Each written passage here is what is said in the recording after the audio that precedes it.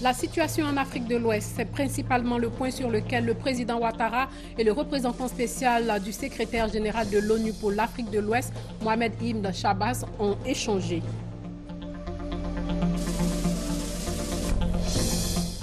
La Commission nationale de la prospective et de la veille stratégique a été installée aujourd'hui même par le Premier ministre Daniel Kablan-Duncan. Objectif, émettre des avis et recommandations sur l'élaboration des études nationales prospectives, entre autres. Et puis c'est la fin de l'opération militaire américaine contre le virus Ebola au Libéria. La fin de la mission a lieu après la réouverture des écoles, suivie de la levée du couvre-feu et de la réouverture des frontières du Libéria en raison de la décrue de l'épidémie d'Ebola. Madame, Monsieur, bonsoir et bienvenue dans ce journal-là.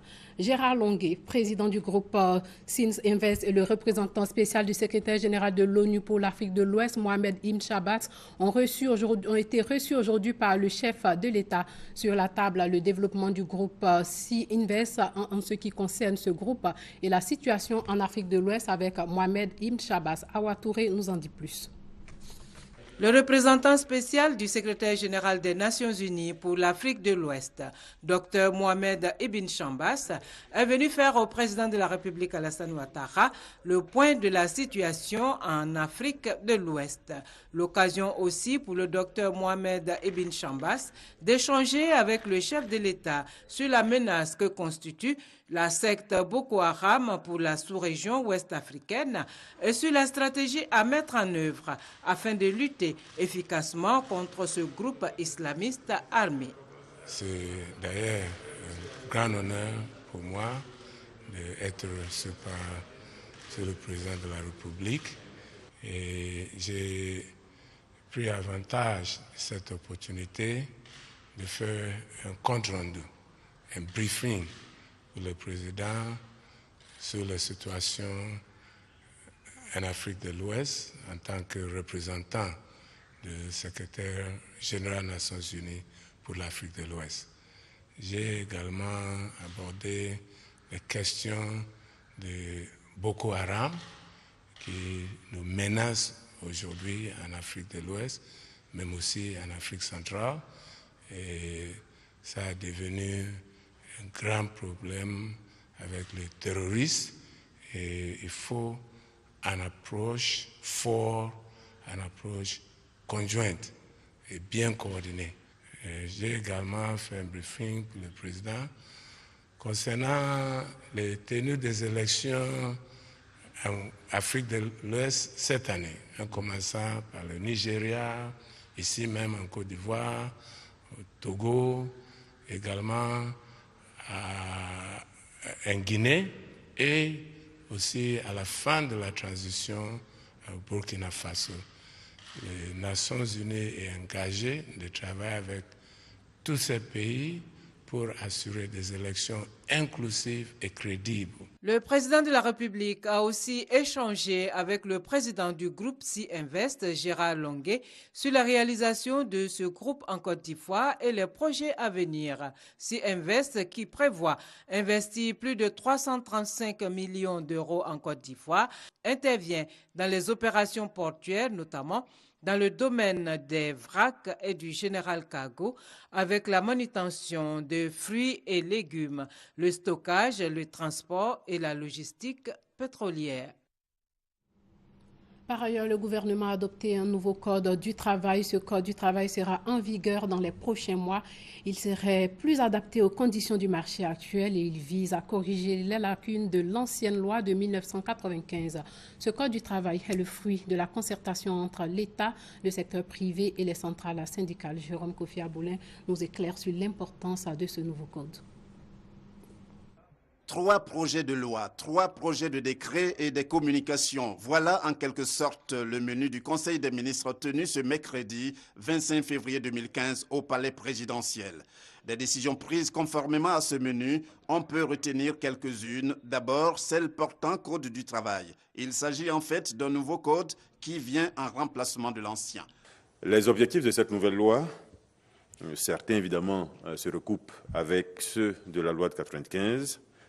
Ces objectifs, donc, c'est lutter contre la précarité de l'emploi, renforcer les capacités de l'administration du travail, promouvoir la liberté syndicale, améliorer les conditions de vie des travailleurs. Et ce nouveau code comporte quelques innovations, comme par exemple la gestion de la validation des diplômes par des stages-écoles. C'est également la promotion de l'accès à l'emploi des personnes en situation de handicap. C'est l'instauration d'un service minimum en cas de grève.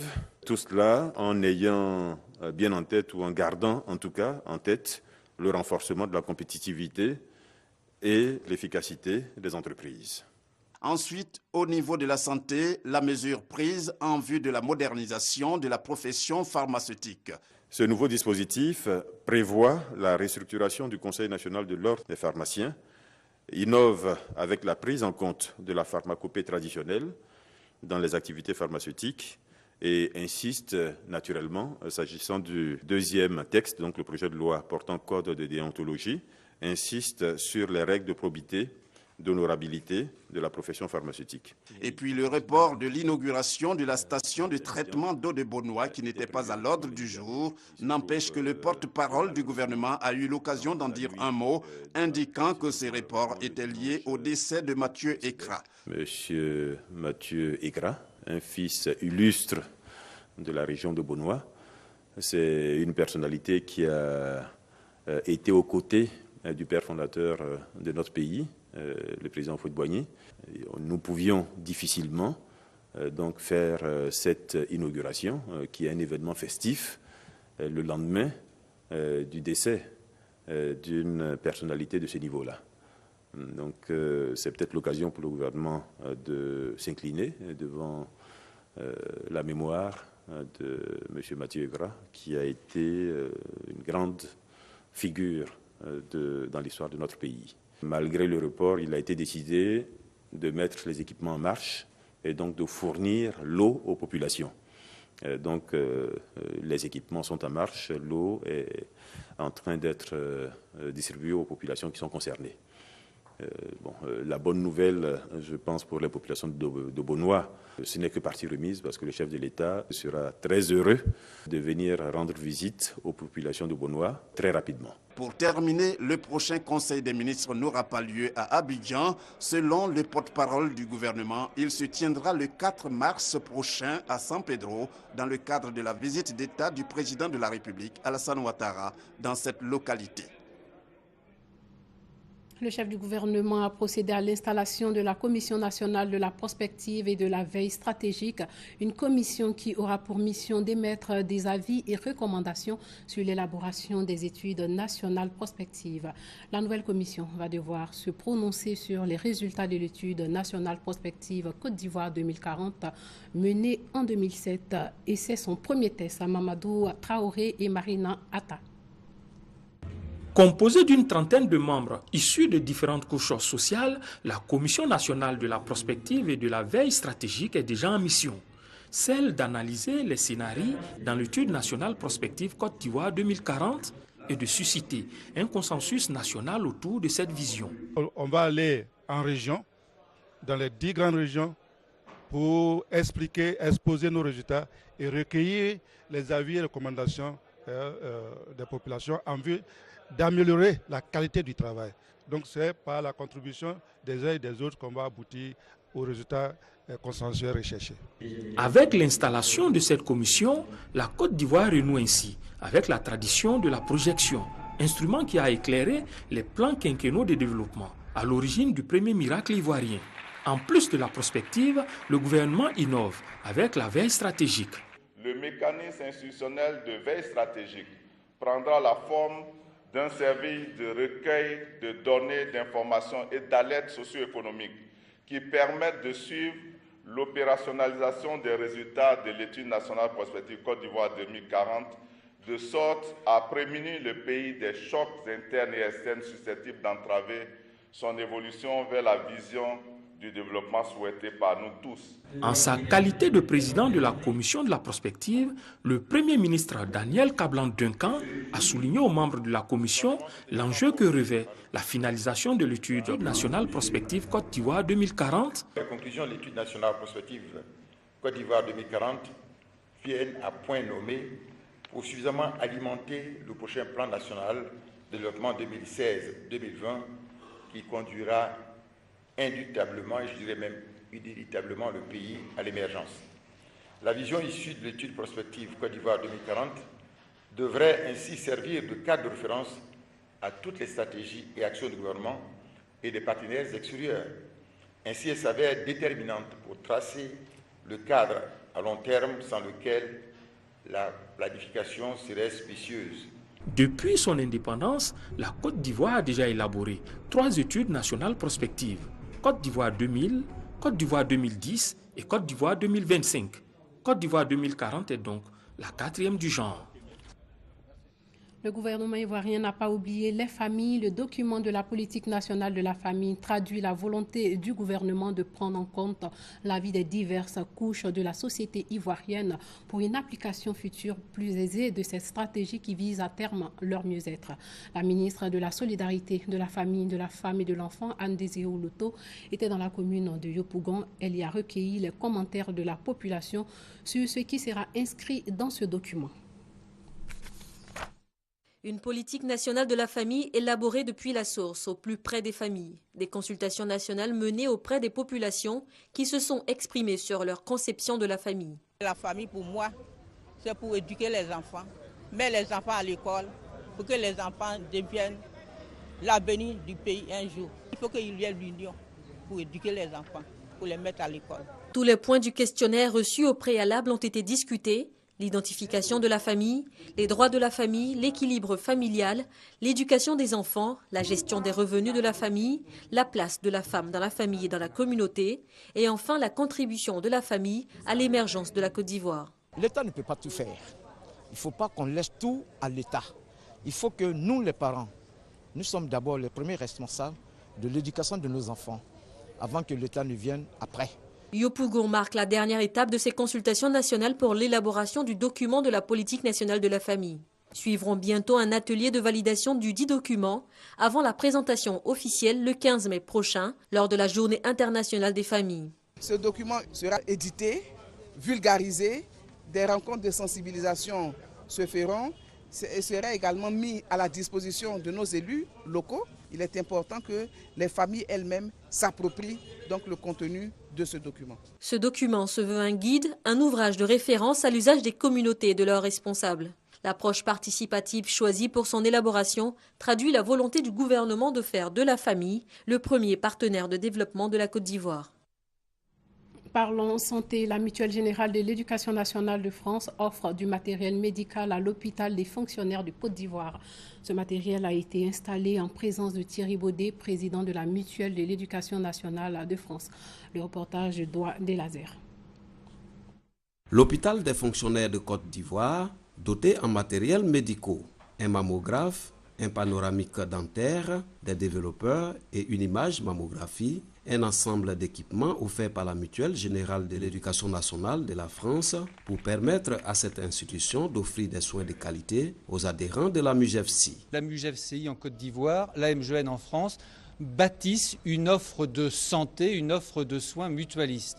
Renforcer les capacités d'action du SMF. J'ai eu le bonheur d'inaugurer la mise en œuvre d'un certain nombre d'installations nouvelles. J'ai la conviction que la MUGEFCI et les autres mutuelles sociales de Côte d'Ivoire peuvent être un relais extraordinaire pour permettre à la CMU de se développer. Un partenariat à renforcer pour faire face efficacement à la couverture maladie universelle, selon Soro Mabadou, président du conseil d'administration de la MUGEFCI. Allons nous abreuver à cette source immense et intarissable de savoir pour effectivement donner le meilleur de nous-mêmes, pour pouvoir accompagner, pour pouvoir aider le développement et la progression de la couverture maladie universelle et à aider l'ensemble des populations à pouvoir se soigner. Il va sans dire que c'est un partenariat dynamique qui a amené à se consolider. La Mutuelle générale de l'éducation nationale de France veut également apporter une assistance technique et matérielle aux mutuelles de santé de Côte d'Ivoire et celles de l'espace UEMOA à travers le bureau régional ouest africain de l'Union africaine de la mutualité. Des actions qui vont permettre aux populations d'avoir accès aux soins médicaux à moindre coût. Ils sont candidats à l'élection présidentielle d'octobre 2015 en Côte d'Ivoire. Ils se sont Essi Amara, Charles Konan-Banny, Konan Kwadwo-Bertin et Kablan-Brou Jérôme. Ils l'ont annoncé lors d'une conférence de presse aujourd'hui même à Cocody. Thomas Guessambi a participé à cette conférence de presse. Pour la toute première fois, Essi Amara, Charles Konan-Banny, Kwadwo Konan-Bertin d'Ikakabe et Kablan-Brou Jérôme, candidats déclarés à la candidature du PDCI-RDA pour la présidentielle de 2015, décident de parler publiquement. C'est donc très vite que Kablan-Brou Jérôme s'adresse aux nombreux journalistes et autres invités venus à leur rencontre. Nous sommes candidats parce que nous appartenons à un parti politique. Ce parti s'appelle le PDCI-RDA. C'est celui-là que nous a légué le père fondateur de la nation ivoirienne, il faut bien nommer le président Félix Houphouët-Boigny. Le PDCI, c'est ça. Le PDCI a géré ce pays pendant longtemps. Tout ce qui a été fait de bon, de grand, c'est le PDCI aujourd'hui. Aujourd'hui, je crois que ce qui est le plus important aujourd'hui, c'est faire en sorte que le PDCI retrouve les valeurs anciennes. Et aujourd'hui, dans le PDCI, il y a ce sentiment, le sentiment des gens responsables. Tous veulent aujourd'hui que le PDCI revienne au pouvoir. Tous les quatre ne se contrediront pas. Nous ne serons pas des candidats indépendants. Nous serons des candidats du PDCI RDA. Les candidats du Parti démocratique de Côte d'Ivoire, Rassemblement démocratique africain. Nous tenons tous les quatre, comme beaucoup de militants, à la vie et à la survie de leur mouvement, le PDCI-RDA. Sur le point relatif au congrès extraordinaire du parti d'Houphouët-Boigny, les quatre décident de ne pas y aller et pour finir, ils donnent rendez-vous à la presse, tout comme à la communauté nationale et internationale dans les prochains jours pour une convention au cours de laquelle ils donneront les grandes lignes de leurs ambitions. Restons avec le Parti démocratique de Côte d'Ivoire. Le 5e congrès extraordinaire du PDCI aura lieu le samedi 28 février prochain. L'ordre du jour, la reprise de la résolution du 12e congrès relatif à la candidature d'un militant du PDCI à l'élection présidentielle. On écoute le porte-parole du PDCI. En vue de rassembler tous les militants autour de la perte de Daouko, le président du parti, son Excellence Henri Konan-Bédié, a mis en place un comité de médiation chargé de convaincre les opposants à l'appel communément appelé les irréductibles. Ce comité, après un travail acharné, a rendu compte au président du parti des résultats de sa médiation. Ce que l'on peut retenir, c'est que ceux qui s'opposent bien sûr à l'appel de Daouko ont décidé de maintenir leur position. Cependant, aucune des personnalités en question n'a émis le souhait de démissionner du parti, ce que le président du parti a d'ailleurs salué. Le président du parti a aussi chargé le comité de médiation de les inviter à venir participer au congrès. Il a indiqué que toutes les dispositions seront prises pour assurer leur sécurité. De même, le président du parti a instruit le comité de médiation à poursuivre son travail de sorte que les portes du dialogue restent toujours ouvertes. Parlons du FPI avec Pascal Affi Nguessan. Pascal Affi Nguessan était l'invité des rédactions du groupe de Fraternité Matan. Le président du Front populaire ivoirien s'est exprimé sur la vie de son parti, le processus de réconciliation nationale, le dialogue politique et les élections à venir. Le reportage de Maïsako. Invité des rédactions de Fraternité Matin, le président du Front populaire ivoirien, Pascal Affi Nguessan, s'est exprimé sur la vie de son parti, une vie mouvementée en raison de dissensions internes. Quand on est à la tête d'une organisation, quand on dirige une communauté, il faut être ouvert à toutes les possibilités de dialogue, de conciliation, pour trouver des solutions aux conflits qui peuvent naître dans le cadre de votre action, et c'est ce que nous avons fait en toute responsabilité. Évoquant le processus de réconciliation nationale et les retombées du dialogue politique auquel participe le FPI, Pascal Affi-N'Guessan a relevé des acquis. Il s'est réjoui notamment du retour d'exil et du dégel des comptes de certains cadres du Front populaire ivoirien, ainsi que l'amélioration de la situation sécuritaire. Un tel environnement sociopolitique ne peut qu'être propice, selon Affi-N'Guessan, à la tenue d'élections apaisées en Côte d'Ivoire. La raison d'être du FPI, c'est de conquérir le pouvoir d'État de façon démocratique et tous les pouvoirs secondaires de façon démocratique.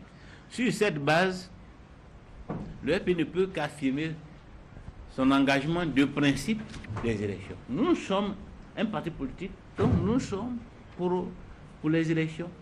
Et les élections de 2015, au cours de la préparation du Congrès, nous avons affirmé le principe que nous serons à ces élections, à toutes les élections.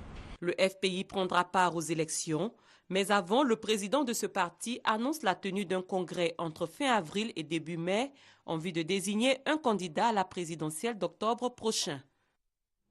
Le RDR a aussi fait parler de lui avec la tournée de son secrétaire général par intérim.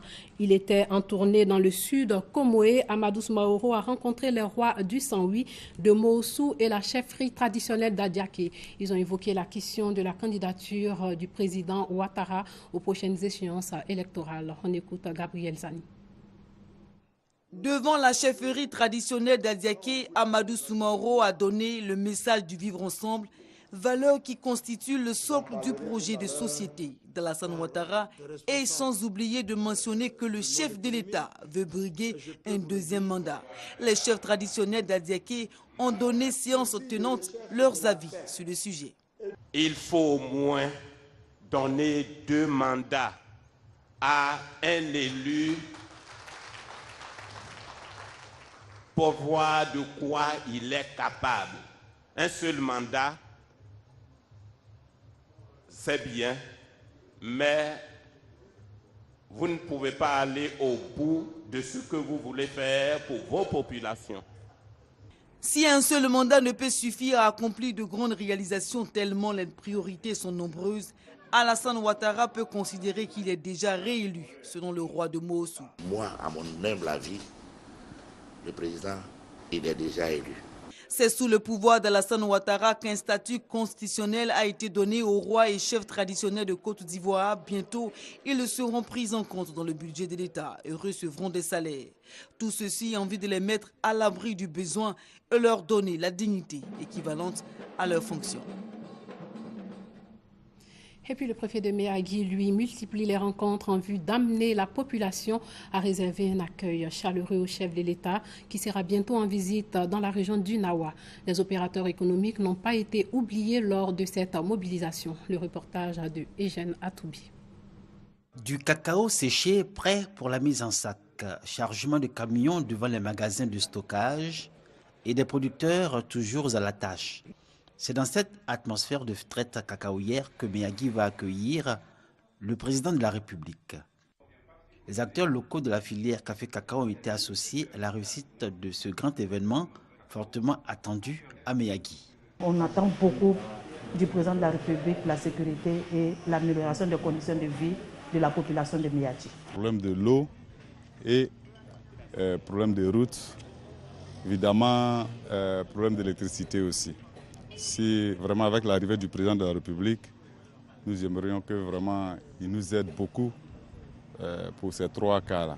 Beaucoup d'attentes encore à combler, mais à Méagui, les producteurs ne nient pas les nombreux bénéfices que leur procure la réforme de la filière café-cacao opérée par le Conseil café-cacao à la demande du président Alassane Ouattara. Tous les producteurs aujourd'hui sont unanimes. La réforme de la filière café-cacao a amélioré leurs revenus, a amélioré leurs conditions de vie. Et ils sont très heureux et ils vont le manifester lors de cette visite. Si à Méagui, c'est le binôme café-cacao qui porte à bout de bras le dynamisme et l'essor économique de la ville, les autres secteurs d'activité n'en sont pas moins des acteurs importants.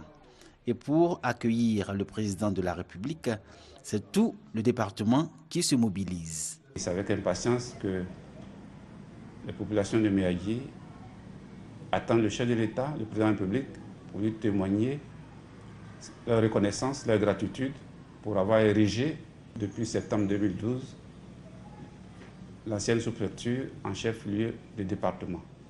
C'est la seconde fois que Méagui va recevoir le président Alassane Ouattara. La première fois, il était en campagne pour la présidentielle de 2010. Aujourd'hui, à la tête de l'État de Côte d'Ivoire, il revient avec une idée claire de ce qu'il représente aux yeux des populations de Méagui et une parfaite connaissance de leurs préoccupations et de leurs besoins. Tournons la page politique pour parler cinéma. La Côte d'Ivoire a mal à son industrie cinématographique. Les salles de cinéma ne font plus carton plein. Les espaces de diffusion se font rares. Le problème est si profond que plusieurs salles de cinéma se sont transformées pour la plupart en églises ou en commerce. Qu'est-ce qui explique cette situation? La réponse dans le dossier du jeudi avec Serge Collier. Kone Adama est projectionniste de salles de cinéma. Située au sein d'un supermarché dans le quartier chic de Cocody de Plateau, la modeste salle de 300 places ne parvient plus à se remplir au quart de son public. Mais il se trouve que des fois, on a que 2 personnes dans la salle. Parfois, on commence avec une seule personne, alors qu'avant... Jusqu'au début des années 2000, les salles de cinéma faisaient recette. Des informations recueillies auprès d'anciens diffuseurs de cinéma révèlent que le cinéma Les Studios, l'un des plus grands complexes cinématographiques de la sous-région ouest-africaine, composé de 5 salles, rapportait en moyenne 34 millions de francs CFA par mois. Le cinéma ivoire pouvait engranger autour de 16 millions de francs CFA. Le cinéma Le Paris, 8 millions de francs CFA de chiffre d'affaires mensuel. Aujourd'hui, toute cette industrie cinématographique s'est écroulée. Sur la soixantaine de salles que comptait la Côte d'Ivoire, il n'en reste plus que 2 fonctionnels. Mais c'est un problème. Mais ce n'est pas pour autant qu'on doit aussi tomber dans la léthargie, mais c'est un problème. Plusieurs raisons sont évoquées pour expliquer cette chute de l'industrie cinématographique en Côte d'Ivoire. C'est lié, je peux dire, au développement technologique. Aujourd'hui, tout le monde a son ordinateur, chacun a son iPad et il regarde les films dessus. Les CD, les vidéos sont sur le marché et à moins de coût. Mais le cinéma reste le cinéma. Celui qui regarde un film au cinéma, allez-y acheter un CD, vous allez jouer à la maison, ce n'est pas la même chose. Ce sont les mêmes images, mais l'ambiance n'est pas la même. C'est ce qui me réconforte même dans la thèse de la salle de cinéma. Il s'agit du ministère de la Culture qui doit s'organiser, parce que là, ça fait partie aussi du divertissement de la jeunesse. Une jeunesse sans cinéma, c'est comme c'est une jeunesse qui meurt aussi. La malédiction divine s'abatta sur toi. Ce jour-là, mes faits seront sanctionnés par mon cousin le Christ. L'âge d'or du cinéma ivoirien, c'est un peu émoussé, pas par le fait des cinéastes. Vous savez, on a traversé une crise très importante. Et pour faire un film, il faut le faire dans la sécurité. Et pour aller voir un film, il faut être en sécurité. À présent, cette attention va pas sur mon corps. Une erreur que les organisateurs de cinéma en Côte d'Ivoire ont faite, c'est que quand il y a eu la dévaluation, on a multiplié le ticket par 2. À l'époque, c'était 1200. On est passé à 2400. Quelqu'un ne pouvait plus se permettre avec 5000 francs de s'offrir le spectacle cinématographique avec sa femme ou avec sa copine. Nous-mêmes, à l'époque, déjà, quand on a mis le film Wariko au Paris, on est tombé à 1500. Quand on a mis à 1500, ça a remonté un petit peu.